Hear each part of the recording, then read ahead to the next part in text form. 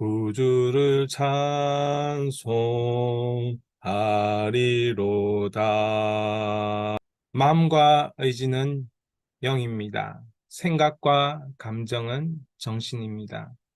하나님은 우리의 영과 정신으로 우리의 삶을 설계하도록 축복하셨습니다.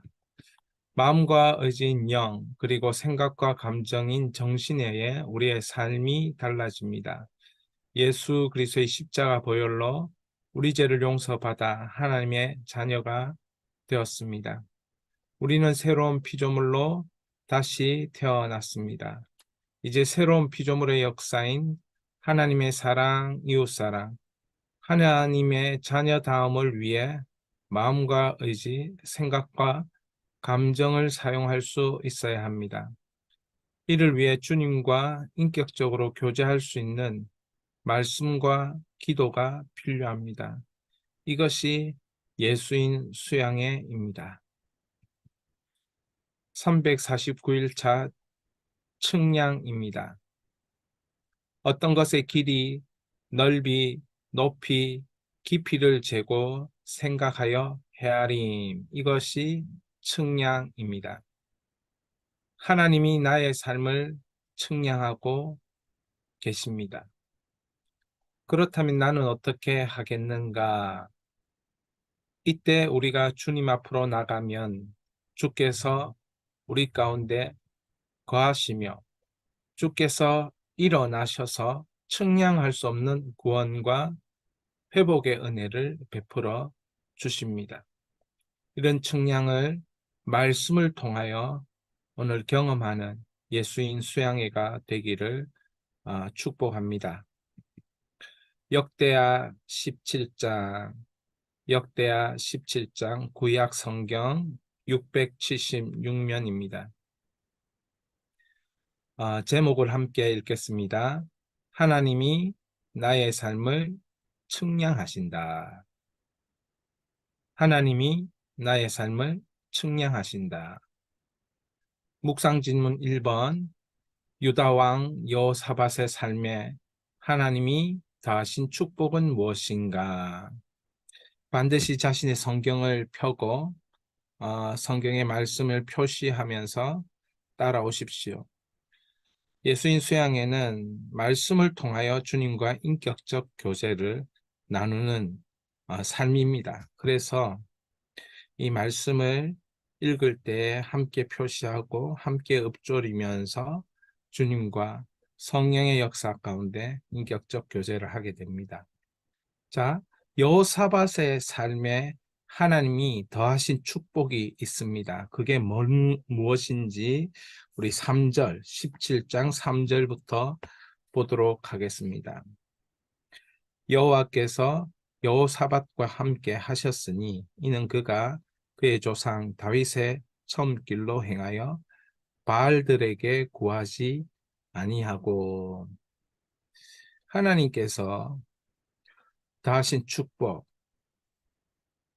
여호사밧은 조상 다윗의 처음 길로 행했다라는 것입니다. 이조차도 하나님이 더하신 축복이죠. 내가 그렇게 살고 싶은 마음이 생긴 것, 그게 하나님이 여호사밧에게 더하신 축복이라는 것이지요. 4절. 오직 그의 아버지의 하나님께 구하며 그의 계명을 행하고 이스라엘 행위를 따르지 아니하였음이라. 하나님께 구하며 그의 계명을 행하고 자신에게 기도해야 될 마음이 생긴 거예요. 이것 또한 기도할 마음이 생겼다는 것도 하나님께서 여호사밧 왕에게 다하신 축복이다.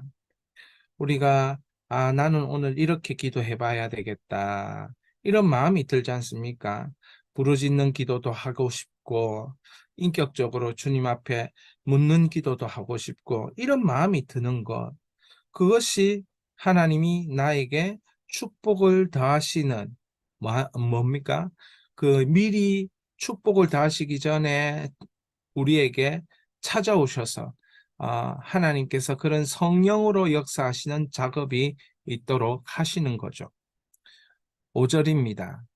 그러므로 여호와께서 나라를 그의 손에서 견고하게 하시매 유다 무리가 여호사밧에게 예물을 드렸으므로 그가 부귀와 영광을 크게 떨쳤더라.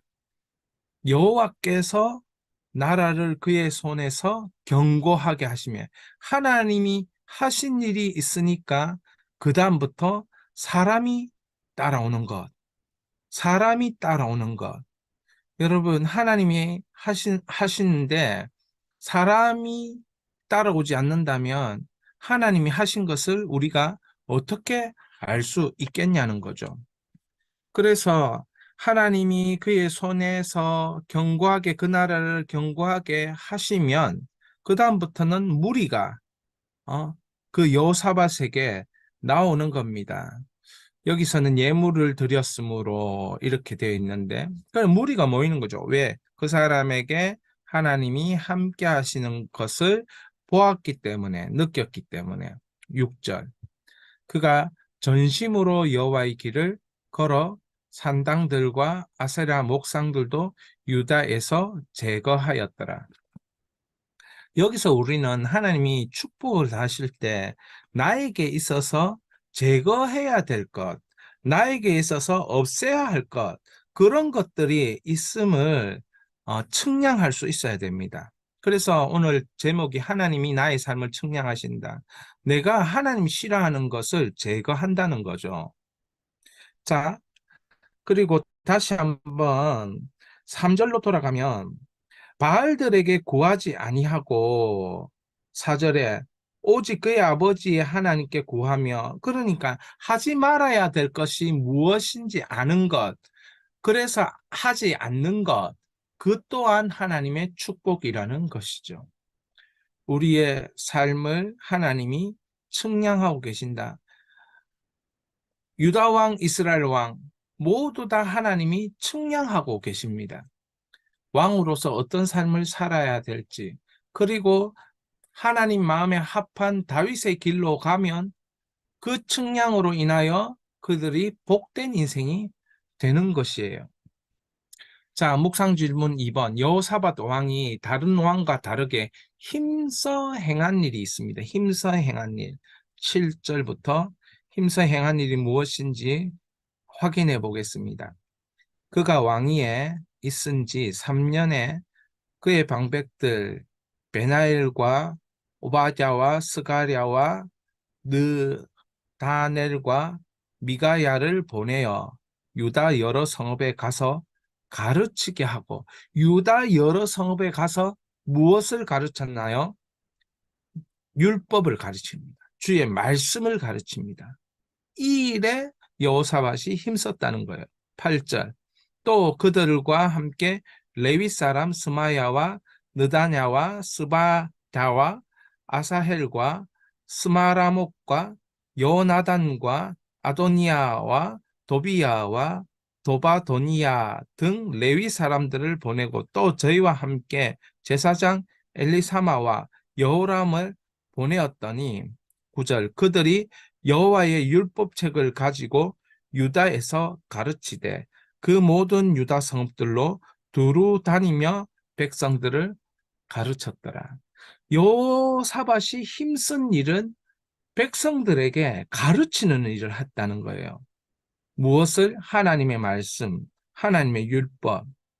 제가 이 예수인 말씀 수양회를 매일 저녁 하는 게 뭡니까? 하나님의 말씀을 읽게 만들고 하나님의 말씀을 묵상하게 만들고 하나님의 말씀으로 기도하게 만드는 그 일들을 제가 매일 하고 있는 것처럼 이 여호사밧은 하나님께서 주신 축복을 계속적으로 확장하기 위해서 자신의 나라의 모든 성읍에 가서 사람들을 보내어 하나님의 율법책, 말씀을 가르치는 사역들에 힘썼다는 것입니다. 하나님 이런 나라를 어떻게 하시겠냐는 거죠. 어떻게 축복하시면서 하나님의 하나님 되심을 드러내지 않으시겠냐는 거죠. 사랑하는 여러분, 우리 이 대한민국도 이러한 은혜로 가득 가득 충만해지기를 바라고 전 세계 열방 가운데 우리가 하나님 말씀을 가르치는 자들로 세움받고 보냄받고 그런 은혜가 넘치기를 축원합니다.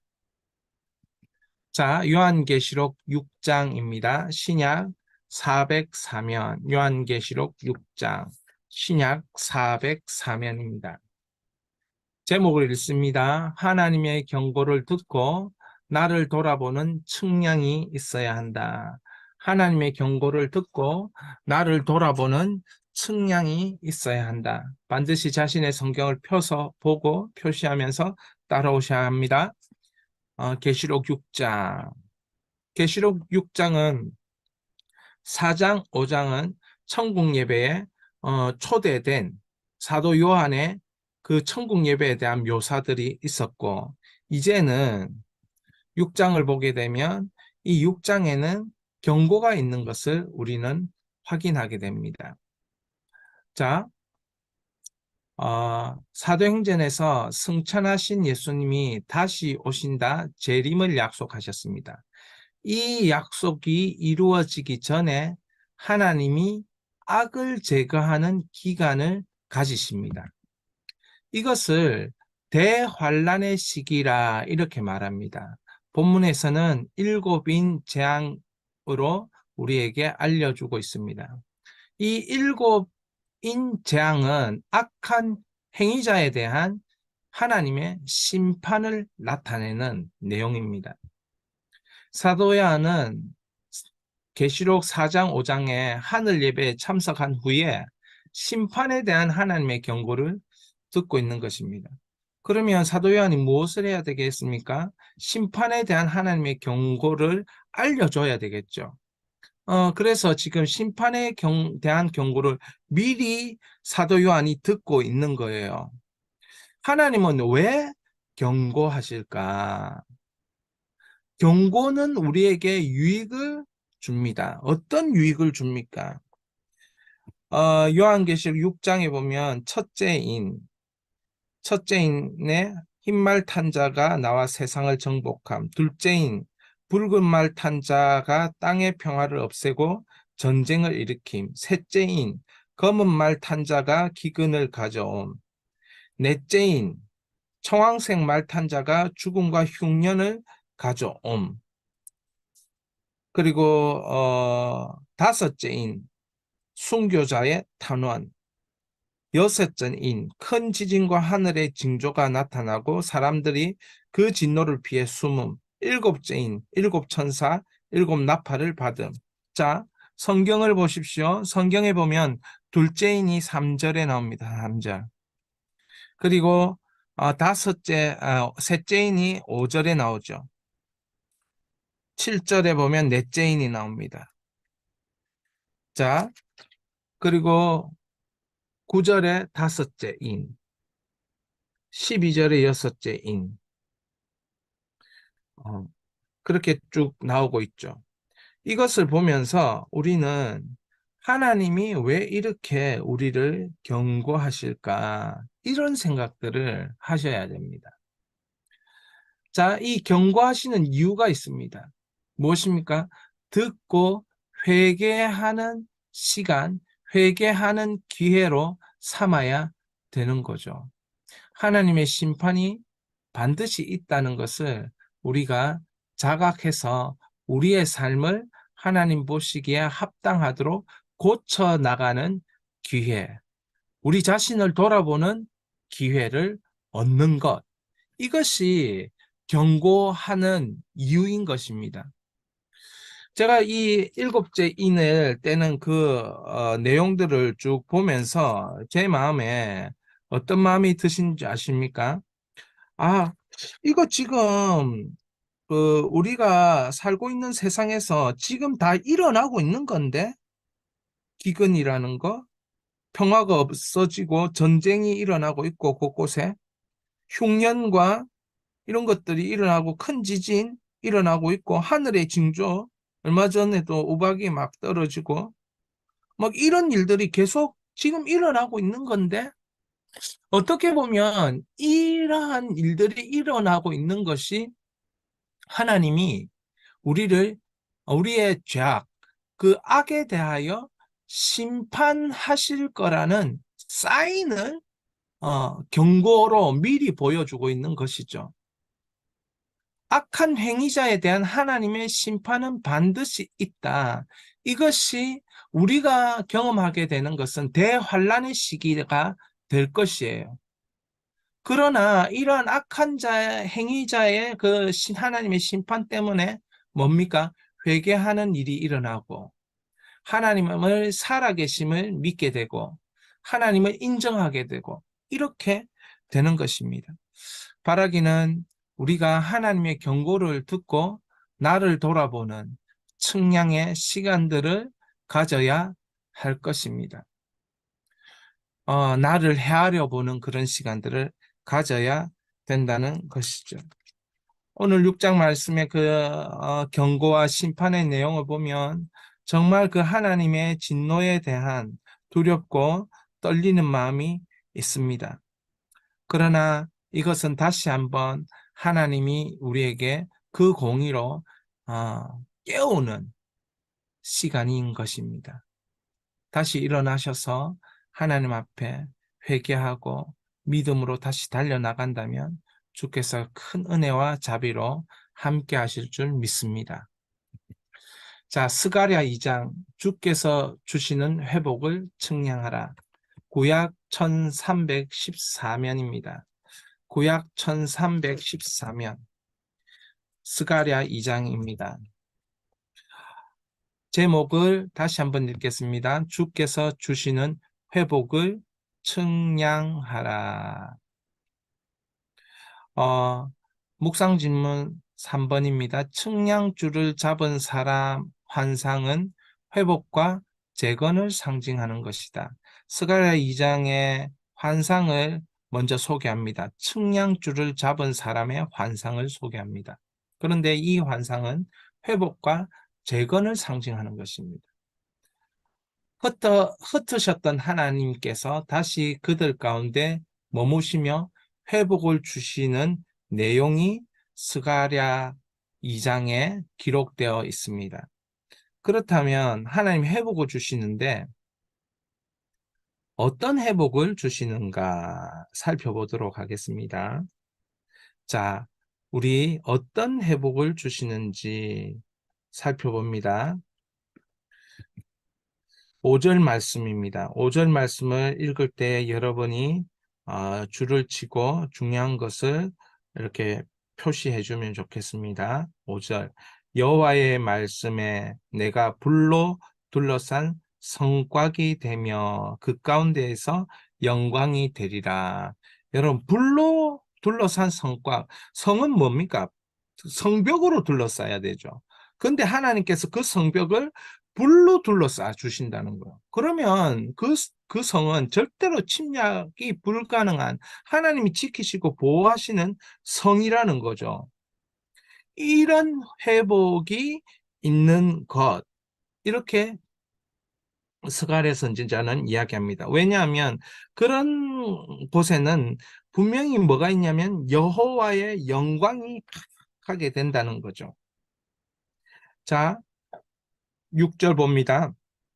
오라 너희는 북방 땅에서 도피할지어다. 여호와의 말씀이니라. 이는 내가 너희를 하늘 사방 바람같이 흩어지게 하였음이니라. 여호와의 말씀이니라. 7절 바벨론 성에 거주하는 시온아 이제 너는 피할지어다. 이 북방 땅에서 도피할지어다. 이 말은 바벨론 성에서 도피하라. 바벨론 성에서 피하라 이런 말인데요. 이게 무슨 말이냐면 바벨론은 심판의 도성입니다. 물론 그 바벨론이 제국으로서 성장하고 모든 열방과 열국을 다스리는 도구로 쓰임 받지만 결국에는 하나님은 바벨론을 심판합니다. 심판하기 전에 이스라엘 백성들을 다시 어떻게 고향 예루살렘으로 돌려보내죠. 화면을 보시면 심판의 성 바벨론에서 고레스 칙령으로 인해서 포로들이 다시 고향 바벨론으로 귀환하게 됩니다. 이게 이제 하나님께서 도피할 수 있도록 길을 열어주시는 거예요. 여러분, 우리가 어려움을 당했을 때 어떻습니까? 하나님이 시험을 감당할 힘을 주시고, 너는 그 시험 당할 쯤 또한 피할 길을 내신다. 사도 바울이 이 고백했던 그 고린도에서 고백했던 그 고린도 전후서의 고백들이 우리에게 있다는 거예요. 자, 그것을 어떻게 보여주냐? 역사적으로는 고레스 칙령을 통해서 이 심판의 성 바벨론에서 빠져나오는 이스라엘 백성들이 그런 은혜가 임했던 거죠. 8절 어떤 회복이 있냐? 만군의 여호와께서 이같이 말씀하시되 영광을 위하여 너희를 노력한 여러 나라로 보내셨나니 너희를 범하는 자는 그의 눈동자를 범하는 것이라. 이게 무슨 말입니까? 너희를 범하는 자는 그의 눈동자를 범하는 것이라. 그러니까 하나님의 백성과 하나님의 눈동자를 지금 동일시하고 있는 거예요. 그 하나님의 백성을 대적한다는 것은 하나님의 눈동자를 대적하는 것, 하나님을 대적하는 거나 마찬가지다. 그만큼 하나님의 언약의 백성들을 하나님은 지키시겠다. 그래서 우리가 기도할 때 그런 기도 하잖아요. 눈동자 같이 보호해 달라고. 오늘 말씀에 그의 눈동자를 범하는 것이라. 그 눈동자처럼 이스라엘 백성들을 보호하고 있다. 그런 말들을 우리는 보게 되는 것입니다. 그런 회복을 보게 되는 것입니다. 9절 내가 손을 그들 위에 움직인즉 그들이 자기를 섬기던 자들에게 노략거리가 되리라 하셨나니 너희가 만군의 여호와께서 나를 보내신 줄 알리라. 9절에 내가 손을 그들 위에 움직인즉 하나님이 이 열방 가운데 손을 움직여 가지고 어떻게 합니까?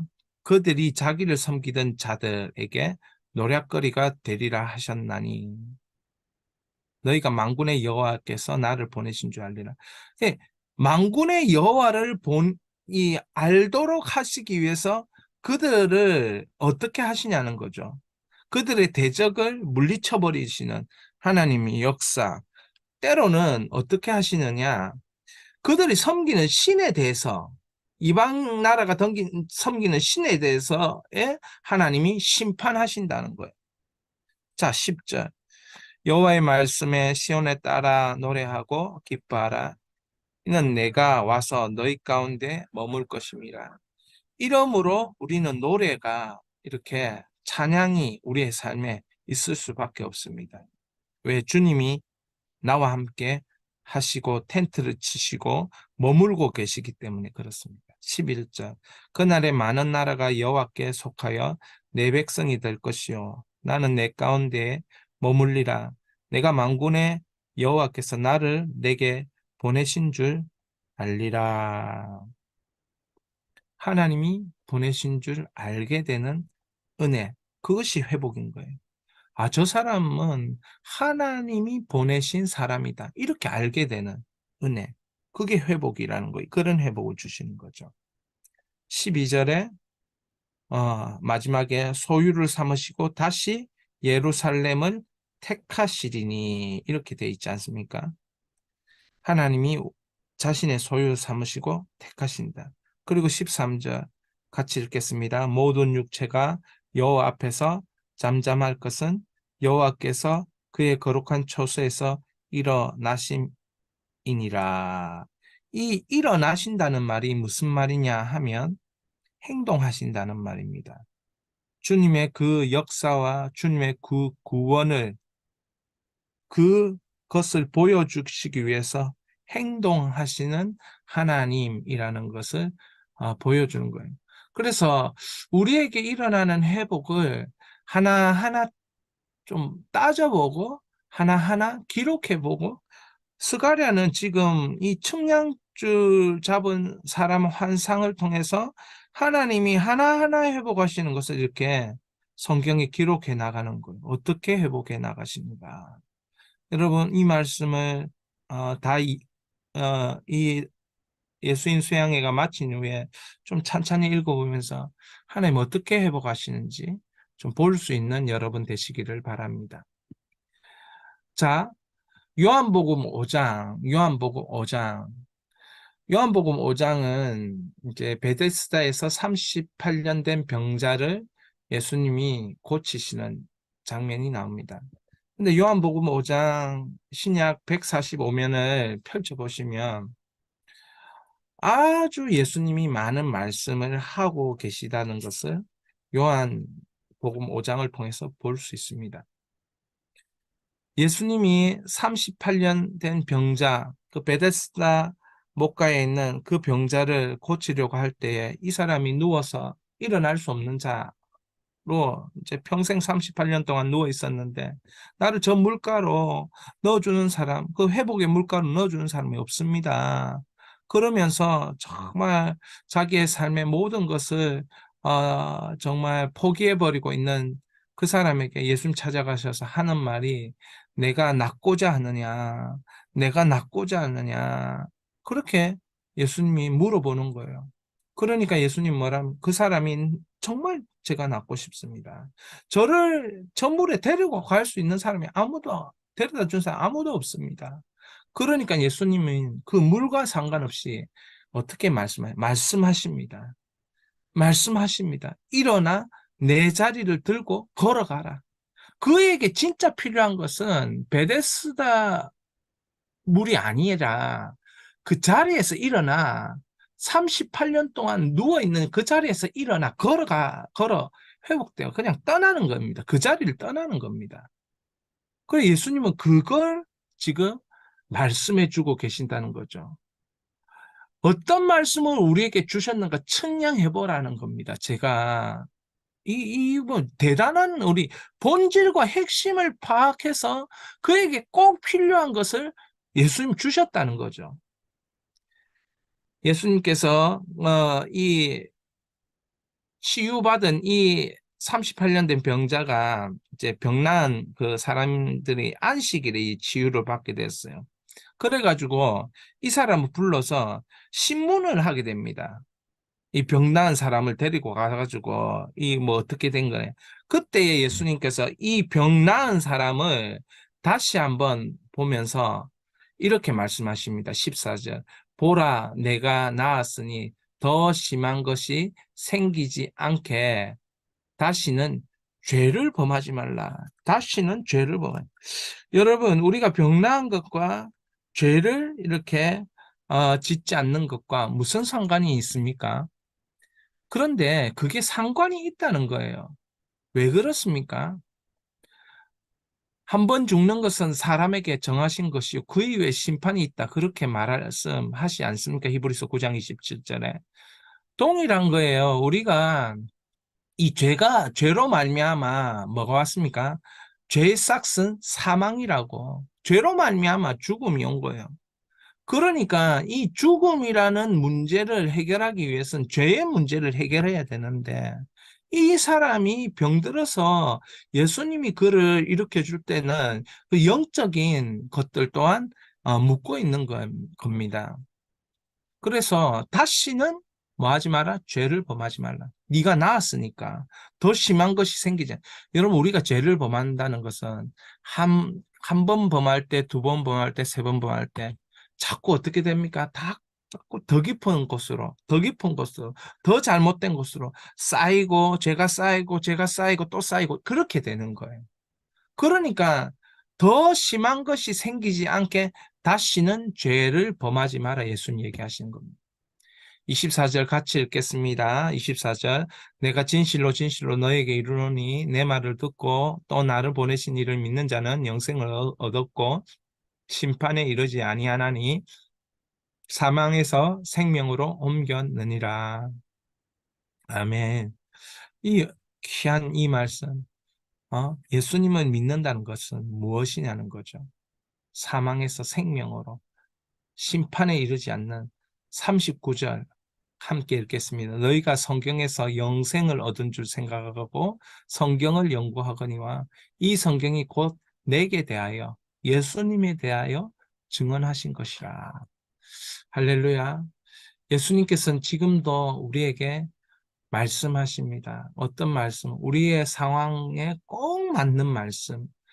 베데스다 연못가에 38년 된 병자에게 꼭 맞는 말씀을 하시듯이 우리에게도 그렇게 하신다는 거죠. 그래서 어떤 말씀을 우리에게 주셨는가 돌아보며 측량할 수 있기를 바랍니다.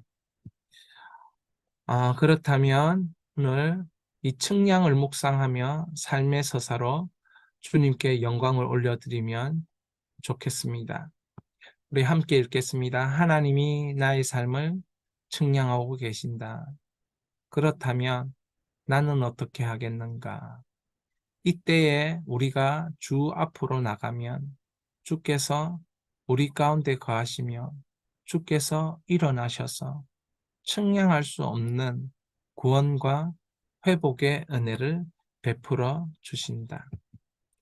우리 이 네 가지를 기억하면서 바라보면서 기도하십시다.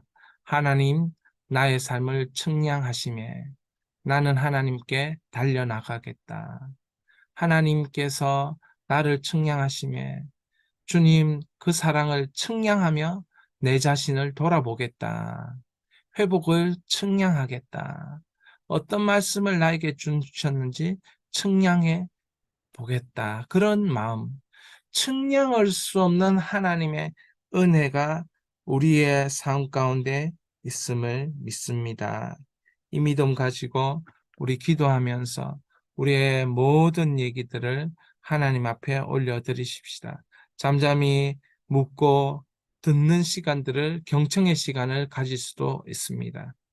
답답한 부분을 참으로 자유롭게 하나님 앞에 올려드리며 나아가기를 축원합니다. 기도하며 나아갑니다. 주여 아버지 역사하여 주시옵소서. 은혜를 베풀어 주시옵소서.